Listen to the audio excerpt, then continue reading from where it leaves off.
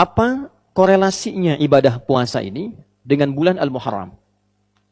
Atau dalam bahasa yang lebih lugasnya, apa hikmahnya ibadah puasa ini ditunjuk menjadi ibadah yang istimewa di bulan Al-Muharram? Kenapa tidak disebut umrah misalnya? Kenapa tidak disebut tilawah Al-Quran? Kenapa tidak disebut misalnya sedekah? Tapi yang diutamakan di sini adalah as-siyam atau puasa. Hadirin, bila kita rangkai seluruh uraian ini, ternyata Al-Muharram bukan menjadi penanda awal pergantian satu waktu dalam penanggalan Islam. Tapi Al-Muharram juga komitmen kita untuk memulai hari baru, tahun baru, waktu yang baru, dengan keadaan yang baru yang lebih baik. Bagaimana cara menjadi baik itu? Berhijrah. Apa esensi hijrah itu? Maka dalam hadis riwayat Al-Bukhari diisyaratkan oleh Nabi SAW, esensi hijrah itu meninggalkan segala yang dilarang oleh Allah dan Rasulnya. Yang haram-haram. Maka kalendernya Hijriyah, bulannya Al-Muharram, perbuatannya koreksi diri kita, evaluasi diri kita untuk mencoba meninggalkan segala yang dilarang oleh Allah dan Rasulnya. Tidak ada cara yang terbaik untuk bisa mengoptimalkan itu dan pesan-pesan yang istimewa tadi, kecuali salah satu amalan efektifnya dengan menunaikan ibadah puasa. Itulah sebabnya Nabi SAW ketika ditanya oleh segelintir sahabat, puasa apa yang istimewa, yang utama setelah Ramadan, maka Nabi tidak ragu mengatakan puasa yang ditunaikan di bulan Allah Al-Muharram. Dilekatkan dengan nama Allah untuk menunjukkan keistimewaan bulan Al-Muharram ini. Hadirin, Al-Imam Al-Bukhari mendokumentasikan satu riwayat yang kemudian dikuatkan juga oleh Al-Imam Muslim rahimahumallahu ta'ala. Ada dua sosok terdekat dari Nabi SAW yang dikutip dan didokumentasikan riwayatnya oleh dua imam ahli hadis mulia ini. Yang pertama, dalam satu dokumentasi Al-Imam Muslim nomor hadis 1163 terdapat satu riwayat yang disandarkan pada sahabat mulia Abdurrahman bin Sahar radhiyallahu taala anhu yang namanya kita kenal dengan sahabat Abu Hurairah. Satu kali beliau mengisahkan bahwa Nabi SAW pernah ditanya, su'ila an-nabiyyu sallallahu alaihi wasallam. Nabi SAW pernah ditanya, ayyu salati afdali? Ya Rasulullah, salat apa yang paling utama ba'dal maktubati, setelah yang fardu itu? Wa ayyu siyami afdal ba'da syahri Ramadan atau kama qala, dan puasa apa yang paling utama setelah puasa Ramadan? Maka Nabi SAW kemudian menjawab, wa kama qala afdalus salati ba'da salatil maktubati, salat yang paling utama setelah salat fardu itu as-salatu fi jawfil laili, yaitu salat yang ditunaikan di pertengahan malam, tahajud. Wa afdalus siyami ba'da syahri Ramadan, dan puasa yang paling utama setelah puasa yang ditunaikan di bulan Ramadan itu siyam syahrillahil muharram, yaitu puasa yang ditunaikan di bulan Allah, yaitu bulan Al-Muharram.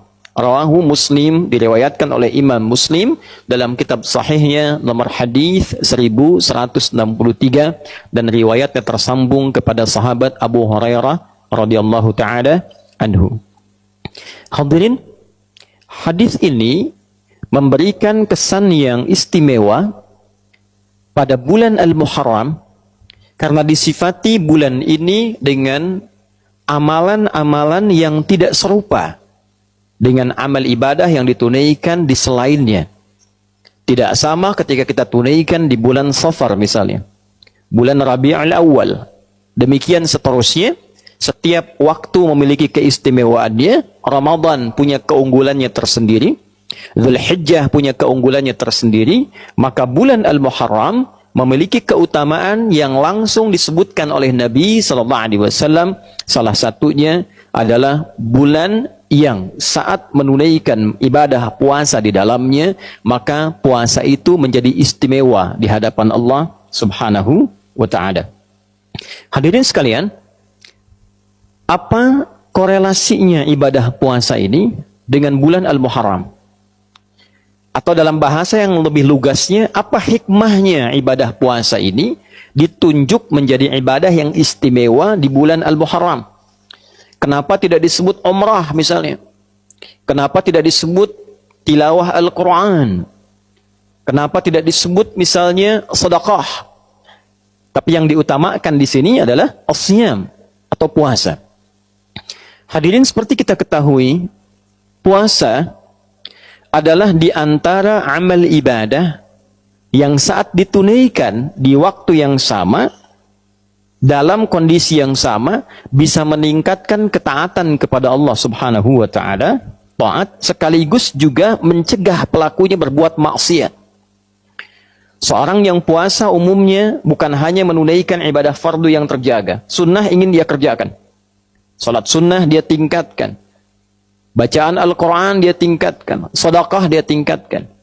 Dan inti pada puasa, ini yang paling penting adalah, ibadah ini memiliki kesan yang istimewa karena mampu dengan menunaikannya secara benar, dapat mengendalikan nafsu, syahwat manusia, sehingga berpotensi ia meninggalkan perbuatan-perbuatan maksiat dan mencegah perbuatan terlarang di kemudian hari.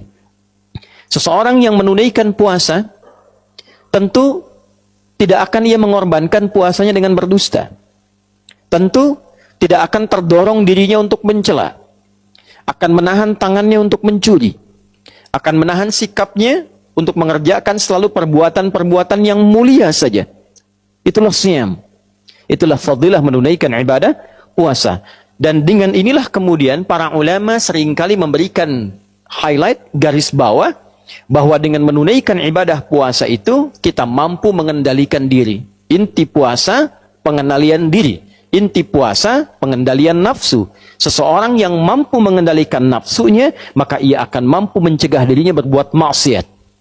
Itulah sebabnya nafsu ketika disebut dengan fujur di antara namanya, lawannya adalah takwa. Wa nafsi wa ma sawwaha fa'alhamaha fujuraha wa taqwaha. Tujuan puasa mengendalikan nafsu, meningkatkan takwa. Itulah sebabnya ketika 30 hari atau 1 bulan kurang lebih kita menunaikan ibadah puasa Ramadan, tujuan terbesarnya adalah meningkatkan takwa, mengendalikan nafsu. Ya ayyuhalladzina amanu kutiba alaikumussyam kama kutiba alal ladzina min qablikum la'allakum tattaqun. Dengan menunaikan puasa itu diharapkan takwanya meningkat. Bila takwa sudah meningkat, otomatis nafsunya ditekan. Bila takwa meningkat, taatnya naik. Maka maksiatnya ditekan. Maksiat itu cenderung mendorong pelakunya untuk berbuat sesuatu yang terlarang. Perbuatan yang terlarang dalam syariat disebut dengan muharram. Mencuri terlarang, maka mencuri itu muharram. Minum khamar, miras santika itu muharram. Korupsi itu muharram. Berdusta itu muharram. Hukum yang melekatkan pada setiap perbuatan yang dilarang, hukumnya disebut dengan haram namanya. Mencuri itu muharram, hukumnya haram. Korupsi itu muharram, hukumnya haram. Bila kita ingin berlatih meninggalkan segala yang dilarang itu, dan memulai pada waktunya kita untuk mempraktekkan itu, di waktu ini saya ingin meninggalkan segala yang dilarang. Maka rumusnya diantaranya dalam bahasa Arab, tambahkan al pada nama kalimatnya. Sesuatu yang dilarang muharram, tambahkan al disebut dengan al-muharram. Maka bulan pertama dalam penanggalan Hijriyah dinamakan dengan Al-Muharram, bukan sekedar ingin mengabadikan nama itu yang memang sudah ada semenjak di zaman jahiliyah, dan jadi konsensus, kesepakatan bahwa bila tiba waktu itu, bulan Al-Muharram itu, maka setiap masyarakat berlatih, setiap masyarakat mencoba meninggalkan segala yang dilarang, disepakati oleh masyarakat pada masa itu. Anda bayangkan zaman jahiliyah saja, kalau sudah masuk Al-Muharram, sudah viral dari masa-masa sebelumnya. Jangan bertengkar, jangan saling membunuh, jangan saling menyakiti. Itu ada konsensus. Maka Islam datang mengukuhkan itu, sekaligus memberikan satu sinyal isyarat bahwa tidak ada perbedaan syariat zaman-zaman Nabi sebelumnya yang ditutup disempurnakan oleh Nabi Muhammad SAW. Itulah sebabnya ketika satu di antara bulan Hurum disinggung dalam Al-Quran, di surah ke-9 At-Taubah, di ayat ke-36, ketika Allah mengatakan, Inna iddatash syuhuri indallahi 12 syahran fi kitabillah, yawma khalaqas samawati wal arda, minha arba'atun hurum. Dzalika ad-dinul qayyim, fala tadhlimu fihinna anfusakum. Sungguh, Allah menegaskan jumlah bilangan bulan yang Allah telah tetapkan sejak mencipta langit dan bumi itu, yang mengiringi perjalanan waktu kita setahun ada 12 bulan. Dari 12 itu ada 4 bulan yang terhormat, bulan Hurum. Bulan kita menjaga diri, menjaga kehormatan, mengevaluasi, meninggalkan maksiat. Itulah ketentuan agama yang benar. Maka bila telah tiba di 1 bulan itu, maka jangan sampai kita melakukan perbuatan-perbuatan yang terlarang. Jangan menzalimi diri. Lisan itu fungsinya bicara yang baik. Ketika lisan digunakan pada yang tidak baik, itu zalim namanya. 4 bulan ini 3 berurutan kata Nabi. Thalatha mutawaliyah. Dzulqa'dah, Dzulhijjah, Al-Muharram. Lalu yang keempat bulan Rajab. Bulan yang ke-7 itu yang kita ketahui. Hadirin, bila kita rangkai seluruh uraian ini, ternyata Al-Muharram bukan menjadi penanda awal pergantian satu waktu dalam penanggalan Islam. Tapi Al-Muharram juga komitmen kita untuk memulai hari baru, tahun baru, waktu yang baru, dengan keadaan yang baru yang lebih baik. Bagaimana cara menjadi baik itu? Berhijrah. Apa esensi hijrah itu? Maka dalam hadis riwayat Al-Bukhari diisyaratkan oleh Nabi SAW, esensi hijrah itu meninggalkan segala yang dilarang oleh Allah dan Rasulnya. Yang haram-haram. Maka kalendernya Hijriyah, bulannya Al-Muharram, perbuatannya koreksi diri kita, evaluasi diri kita untuk mencoba meninggalkan segala yang dilarang oleh Allah dan Rasulnya. Tidak ada cara yang terbaik untuk bisa mengoptimalkan itu dan pesan-pesan yang istimewa tadi, kecuali salah satu amalan efektifnya dengan menunaikan ibadah puasa. Karena saat puasalah kita bisa mengoreksi diri dengan baik. Kita bisa mencoba berlatih meninggalkan segala yang dilarang. Kita bisa memaksimalkan ibadah yang menunjukkan ketaatan kita meningkat di hadapan Allah Subhanahu wa Ta'ala. Itulah sebabnya Nabi SAW ketika ditanya oleh segelintir sahabat, puasa apa yang istimewa, yang utama setelah Ramadan, maka Nabi tidak ragu mengatakan puasa yang ditunaikan di bulan Allah Al-Muharram. Dilekatkan dengan nama Allah untuk menunjukkan keistimewaan bulan Al-Muharram ini. Hadirin rahimani wa rahimakumullah. Apakah utuh puasanya di bulan Al-Muharram ini? Apakah sebagian saja? Para ulama ada yang mengatakan karena Nabi menyebutkan bulan Al-Muharram, maka ada yang menghukumi silahkan. Sebanyak-banyaknya tunaikan di bulan Al-Muharram itu. Ada yang membatasi dengan memberikan keutamaan tanggal 1 sampai 10. Ada yang tidak membatasi, bahkan menambahkan keutamaan kalau yang biasa Senin dan Kamis, Ayyamul Bid ditunaikan di bulan ini, maka meningkat keutamaannya. Ada juga di antara penanggalan ini satu tanggal yang istimewa, disepakati oleh ulama tanpa perbedaan, dan riwayatnya tersambung pada sosok mulia, lingkup A1 dari Nabi SAW, satu di antara istri Nabi SAW, Ummul Mukminin, ibunda kita semua, Sayyidah Aisyah radhiyallahu taala anha. Yang hadis ini direkomendasikan oleh para ulama dan terdokumentasikan dalam Sahih Al-Bukhari nomor hadis 4504. Demikian Imam Muslim mengutip pula hadis ini di nomor hadis 1125.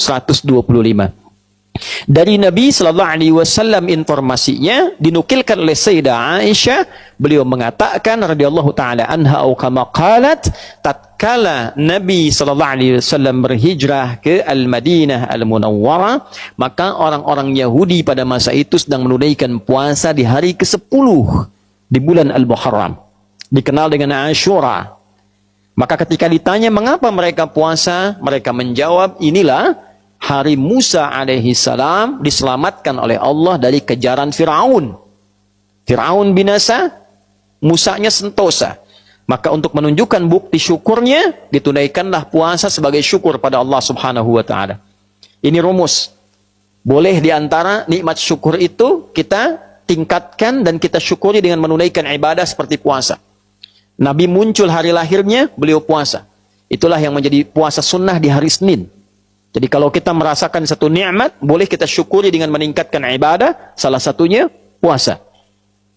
Hadirin sekalian, maka Nabi berkomentar, saya lebih berhak dibandingkan dengan Musa. Maka beliau kemudian menunaikan puasa, meminta umatnya juga menunaikan puasa, sebagai penghormatan pada peristiwa itu. Dan ketika tiba Ramadan, Nabi memerintahkan umatnya memilih, mau tunaikan silahkan, mau tidak juga tidak mengapa. Hadirin, ternyata penelusuran terhadap riwayat, bukan hanya peristiwa Musa yang terbebas saja. Nabi Adam alaihissalam turun ke bumi dan diterima taubatnya oleh Allah setelah menyampaikan kalimat indah yang diterima dari Allah, Rabbana zalamna anfusana wa illam taghfir lana wa tarhamna lanakunanna minal khasirin, yang diabadikan di Al-A'raf itu ternyata terjadinya 10 Al-Muharram. Nabi Nuh alaihissalam ketika kapalnya itu yang telah dihantam oleh badai, kemudian muncul banjir dan beliau selamat dengan pengikutnya, keselamatannya terjadi di bulan Al-Muharram di tanggal ke-10. Dan peristiwa-peristiwa besar lain banyak mengiringi, menunjukkan perubahan, menunjukkan evaluasi, menunjukkan muhasabah yang inti seluruhnya ini terdapat dalam puasa. Jadi wajar ketika tanggal 10 Al-Muharram ada puasa sunnah dan memberikan manfaat menggugurkan dosa yang pernah dilakukan, maka bagaimana cara menjalaninya? Bukan sekedar menahan lapar dan haus, tapi kita mengoreksi diri kita seperti Nabi Adam mengoreksi dirinya, kakek moyang kita. Ada istighfar yang kita bisa sampaikan pada Allah Subhanahu wa taala. Yang kedua, ada yang dicontohkan memulai jalan baru untuk meninggalkan maksiat. Umat Nabi Nuh banyak maksiat, muncul banyak cobaan, muncul banyak masalah. Maka tolong dicek. Kalau dalam kehidupan banyak masalah yang tidak tuntas, tidak selesai, coba dicek. Kalau tandanya bukan ujian rasa cinta seperti Allah menguji para nabi, para rasul, boleh jadi ada maksiat yang pernah dikerjakan. Koreksi. Atau kita tunjukkan bukti syukur pada Allah. Selama ini jarang kita syukuri nikmat. Banyak meminta sesuatu yang tidak ada, yang ada lupa disyukuri. Maka ambil pada kisah Nabi Musa diselamatkan dari Firaun, syukuri. Maka niatkan hari ke-10 itu kita menunaikan puasa untuk mensyukuri nikmat Allah yang didapatkan sampai detik itu. Yang kedua, kita komitmen mengoreksi diri untuk menjadi pribadi yang lebih baik. Dan yang selanjutnya, kita menatap masa depan dengan menyiapkan agenda-agenda baru yang diridhai oleh Allah Subhanahu wa ta'ala. Itulah Al-Muharram, itulah awal bulan Hijriyah. Bukan sekedar berganti tanggal, berganti tahun, berganti tulisan, tapi menghadirkan komitmen yang berganti dari maksiat kepada taat. Barakallahu li wa lakum fil Qur'anil azim.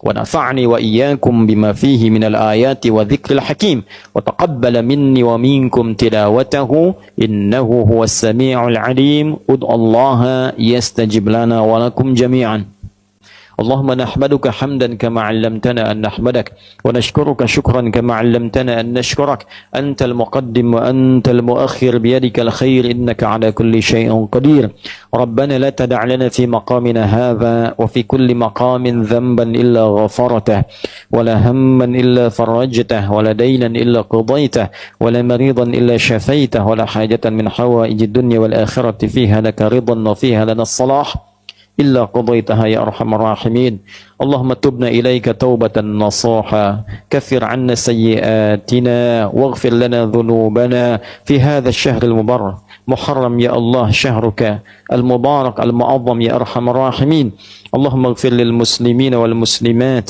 والمؤمنين والمؤمنات الأحياء منا والأموات إنك سميع قريب مجيب الدعوات ويا قاضي الحاجات اللهم سلمنا والمسلمين الراحمين سلمنا والمؤمنين يا خير الناصرين اللهم انصر إخوتنا في فلسطين واجعل أحياءهم مجاهدين في سبيلك وموتاهم شهداء وألحقنا معهم في رحمتك يا أرحم الراحمين واجعلنا من المصلين في مسجد الأقصى قبل وفاتنا يا أرحم الراحمين اللهم احفظ بلادنا أندونيسيا واجعلها بلدة طيبة وأنت ترضاها واهدي يا الله أمراءها ورؤساءها يا أرحم الراحمين يعدلوا في قرارهم ليخففوا حسابهم يوم القيامة يا أرحم الراحمين اللهم احفظ علماءنا واجعلهم مخلصين لك الدين يا أرحم الراحمين وبارك هذا المبنى مدرسة أخيار ومعهدها يا رب العالمين اللهم ربنا آتنا في الدنيا حسنة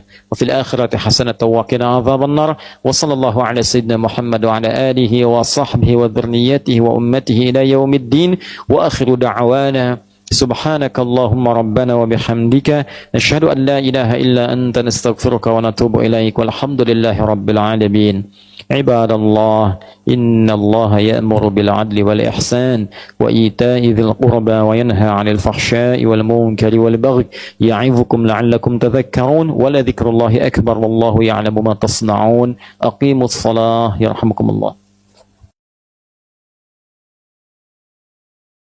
Apa korelasinya ibadah puasa ini dengan bulan Al-Muharram? Atau dalam bahasa yang lebih lugasnya, apa hikmahnya ibadah puasa ini ditunjuk menjadi ibadah yang istimewa di bulan Al-Muharram? Kenapa tidak disebut umrah misalnya? Kenapa tidak disebut tilawah Al-Quran? Kenapa tidak disebut misalnya sedekah? Tapi yang diutamakan di sini adalah as-siyam atau puasa. Hadirin, bila kita rangkai seluruh uraian ini, ternyata Al-Muharram bukan menjadi penanda awal pergantian satu waktu dalam penanggalan Islam. Tapi Al-Muharram juga komitmen kita untuk memulai hari baru, tahun baru, waktu yang baru, dengan keadaan yang baru yang lebih baik. Bagaimana cara menjadi baik itu? Berhijrah. Apa esensi hijrah itu? Maka dalam hadis riwayat Al-Bukhari diisyaratkan oleh Nabi SAW, esensi hijrah itu meninggalkan segala yang dilarang oleh Allah dan Rasulnya. Yang haram-haram. Maka kalendernya Hijriyah, bulannya Al-Muharram, perbuatannya, koreksi diri kita, evaluasi diri kita, untuk mencoba meninggalkan segala yang dilarang oleh Allah dan Rasulnya. Tidak ada cara yang terbaik untuk bisa mengoptimalkan itu dan pesan-pesan yang istimewa tadi, kecuali salah satu amalan efektifnya dengan menunaikan ibadah puasa. Itulah sebabnya Nabi SAW ketika ditanya oleh segelintir sahabat, puasa apa yang istimewa, yang utama setelah Ramadan, maka Nabi tidak ragu mengatakan puasa yang ditunaikan di bulan Allah Al-Muharram. Dilekatkan dengan nama Allah untuk menunjukkan keistimewaan bulan Al-Muharram ini. Hadirin, Al-Imam Al-Bukhari mendokumentasikan satu riwayat yang kemudian dikuatkan juga oleh Al-Imam Muslim rahimahumallahu ta'ala. Ada dua sosok terdekat dari Nabi SAW yang dikutip dan didokumentasikan riwayatnya oleh dua imam ahli hadis mulia ini. Yang pertama, dalam satu dokumentasi Al-Imam Muslim nomor hadis 1163 terdapat satu riwayat yang disandarkan pada sahabat mulia Abdurrahman bin Sahar radhiyallahu taala anhu yang namanya kita kenal dengan sahabat Abu Hurairah. Satu kali beliau mengisahkan bahwa Nabi SAW pernah ditanya, su'ila an-nabiyyu sallallahu alaihi wasallam. Nabi SAW pernah ditanya, ayyu salati afdali? Ya Rasulullah, salat apa yang paling utama ba'dal maktubati, setelah yang fardu itu? Wa ayyu siyami afdal ba'da syahri Ramadan atau kama qala? Dan puasa apa yang paling utama setelah puasa Ramadan? Maka Nabi SAW kemudian menjawab, wa kama qala afdalus salati ba'da salatil maktubati Salat yang paling utama setelah salat fardu itu as-salatu fi jawfil laili, yaitu salat yang ditunaikan di pertengahan malam, tahajud. Wa afdalus siyami ba'da syahr Ramadan, dan puasa yang paling utama setelah puasa yang ditunaikan di bulan Ramadan itu siyam syahrillahil muharram, yaitu puasa yang ditunaikan di bulan Allah, yaitu bulan Al-Muharram.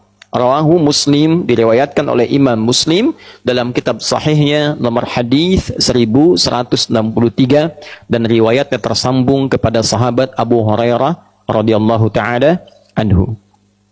Hadirin, hadis ini memberikan kesan yang istimewa pada bulan Al-Muharram karena disifati bulan ini dengan amalan-amalan yang tidak serupa dengan amal ibadah yang ditunaikan di selainnya. Tidak sama ketika kita tunaikan di bulan Safar misalnya, bulan Rabiul Awal. Demikian seterusnya, setiap waktu memiliki keistimewaannya. Ramadan punya keunggulannya tersendiri, Dzulhijjah punya keunggulannya tersendiri, maka bulan Al-Muharram memiliki keutamaan yang langsung disebutkan oleh Nabi SAW. Salah satunya adalah bulan yang saat menunaikan ibadah puasa di dalamnya, maka puasa itu menjadi istimewa di hadapan Allah Subhanahu wa ta'ala. Hadirin sekalian, apa korelasinya ibadah puasa ini dengan bulan Al-Muharram? Atau dalam bahasa yang lebih lugasnya, apa hikmahnya ibadah puasa ini ditunjuk menjadi ibadah yang istimewa di bulan Al-Muharram? Kenapa tidak disebut umrah misalnya? Kenapa tidak disebut tilawah Al-Quran? Kenapa tidak disebut misalnya sedekah? Tapi yang diutamakan di sini adalah as-siyam atau puasa. Hadirin, seperti kita ketahui, puasa adalah di antara amal ibadah yang saat ditunaikan di waktu yang sama, dalam kondisi yang sama, bisa meningkatkan ketaatan kepada Allah Subhanahu wa ta'ala, taat, sekaligus juga mencegah pelakunya berbuat maksiat. Seorang yang puasa umumnya bukan hanya menunaikan ibadah fardu yang terjaga, sunnah ingin dia kerjakan, salat sunnah dia tingkatkan, bacaan Al-Quran dia tingkatkan, sedekah dia tingkatkan. Dan inti pada puasa ini yang paling penting adalah ibadah ini memiliki kesan yang istimewa karena mampu dengan menunaikannya secara benar dapat mengendalikan nafsu syahwat manusia sehingga berpotensi ia meninggalkan perbuatan-perbuatan maksiat dan mencegah perbuatan terlarang di kemudian hari. Seseorang yang menunaikan puasa tentu tidak akan ia mengorbankan puasanya dengan berdusta. Tentu tidak akan terdorong dirinya untuk mencela, akan menahan tangannya untuk mencuri, akan menahan sikapnya untuk mengerjakan selalu perbuatan-perbuatan yang mulia saja. Itulah siyam, itulah fadilah menunaikan ibadah puasa.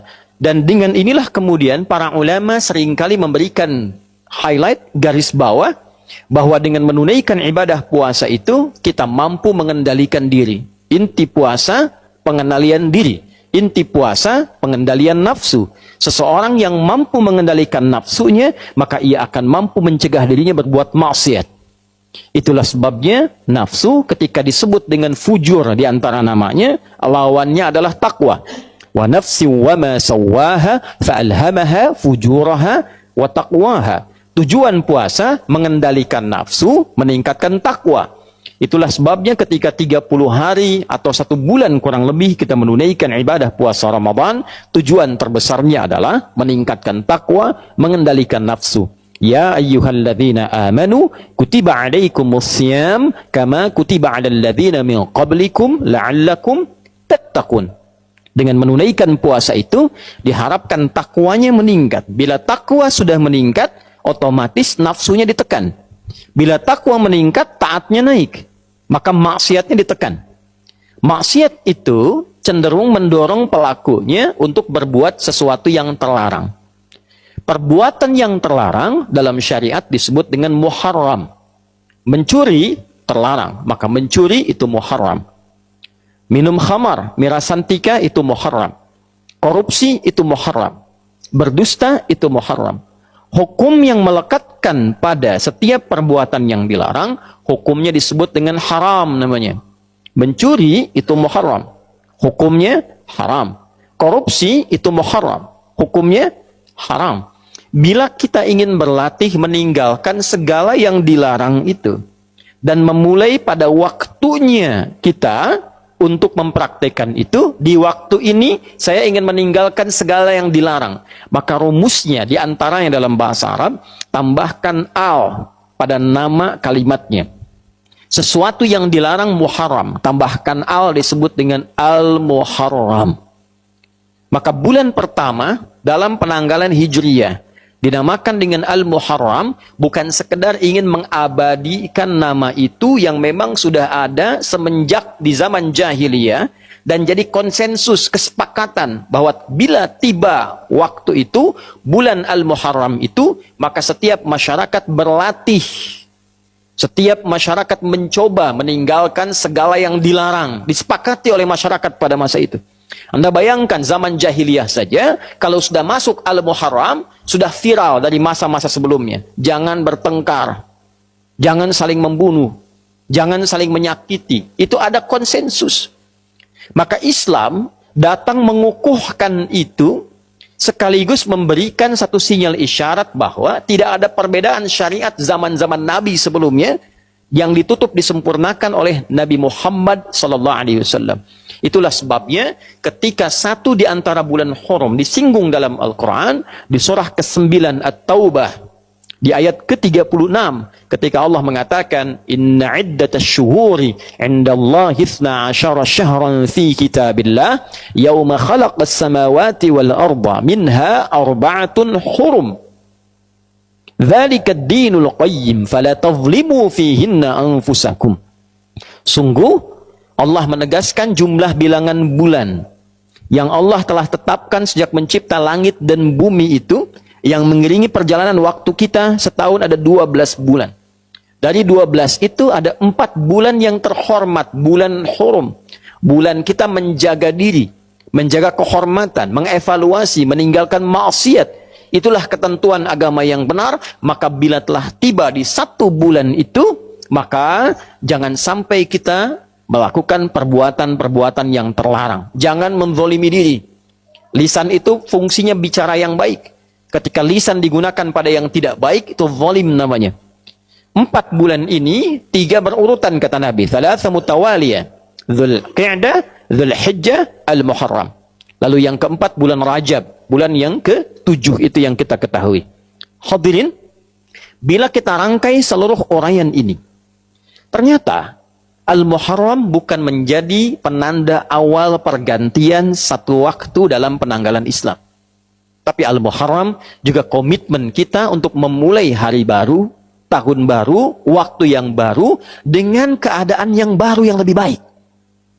Bagaimana cara menjadi baik itu? Berhijrah. Apa esensi hijrah itu? Maka dalam hadis riwayat Al-Bukhari diisyaratkan oleh Nabi SAW, esensi hijrah itu meninggalkan segala yang dilarang oleh Allah dan Rasulnya, yang haram-haram. Maka kalendernya Hijriyah, bulannya Al-Muharram, perbuatannya koreksi diri kita, evaluasi diri kita untuk mencoba meninggalkan segala yang dilarang oleh Allah dan Rasulnya. Tidak ada cara yang terbaik untuk bisa mengoptimalkan itu dan pesan-pesan yang istimewa tadi, kecuali salah satu amalan efektifnya dengan menunaikan ibadah puasa. Karena saat puasalah kita bisa mengoreksi diri dengan baik. Kita bisa mencoba berlatih meninggalkan segala yang dilarang. Kita bisa memaksimalkan ibadah yang menunjukkan ketaatan kita meningkat di hadapan Allah Subhanahu wa Ta'ala. Itulah sebabnya Nabi SAW ketika ditanya oleh segelintir sahabat, puasa apa yang istimewa, yang utama setelah Ramadan, maka Nabi tidak ragu mengatakan puasa yang ditunaikan di bulan Allah Al-Muharram. Dilekatkan dengan nama Allah untuk menunjukkan keistimewaan bulan Al-Muharram ini. Hadirin rahimani wa rahimakumullah. Apakah utuh puasanya di bulan Al-Muharram ini? Apakah sebagian saja? Para ulama ada yang mengatakan karena Nabi menyebutkan bulan Al-Muharram, maka ada yang menghukumi silahkan. Sebanyak-banyaknya tunaikan di bulan Al-Muharram itu.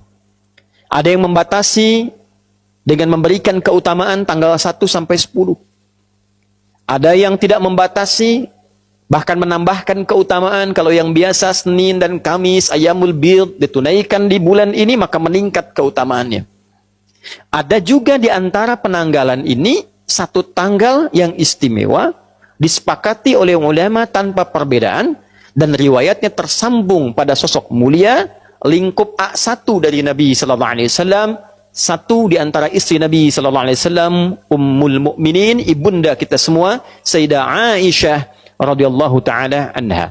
Yang hadis ini direkomendasikan oleh para ulama dan terdokumentasikan dalam Sahih Al-Bukhari nomor hadis 4504. Demikian Imam Muslim mengutip pula hadis ini di nomor hadis 1125. Dari Nabi sallallahu alaihi wasallam informasinya dinukilkan oleh Sayyidah Aisyah, beliau mengatakan radhiyallahu taala anha atau kama qalat, tatkala Nabi sallallahu alaihi wasallam berhijrah ke Al-Madinah Al-Munawwarah, maka orang-orang Yahudi pada masa itu sedang menunaikan puasa di hari ke-10 di bulan Al-Muharram, dikenal dengan Ashura. Maka ketika ditanya mengapa mereka puasa, mereka menjawab, inilah hari Musa alaihi salam diselamatkan oleh Allah dari kejaran Fir'aun. Fir'aun binasa, Musanya sentosa. Maka untuk menunjukkan bukti syukurnya, ditunaikanlah puasa sebagai syukur pada Allah subhanahu wa ta'ala. Ini rumus. Boleh diantara nikmat syukur itu kita tingkatkan dan kita syukuri dengan menunaikan ibadah seperti puasa. Nabi muncul hari lahirnya, beliau puasa. Itulah yang menjadi puasa sunnah di hari Senin. Jadi kalau kita merasakan satu nikmat, boleh kita syukuri dengan meningkatkan ibadah, salah satunya puasa. Hadirin sekalian, maka Nabi berkomentar, saya lebih berhak dibandingkan dengan Musa. Maka beliau kemudian menunaikan puasa, meminta umatnya juga menunaikan puasa, sebagai penghormatan pada peristiwa itu, dan ketika tiba Ramadan, Nabi memerintahkan umatnya memilih, mau tunaikan silahkan, mau tidak juga tidak mengapa. Hadirin, ternyata penelusuran terhadap riwayat bukan hanya peristiwa Musa yang terbebas saja.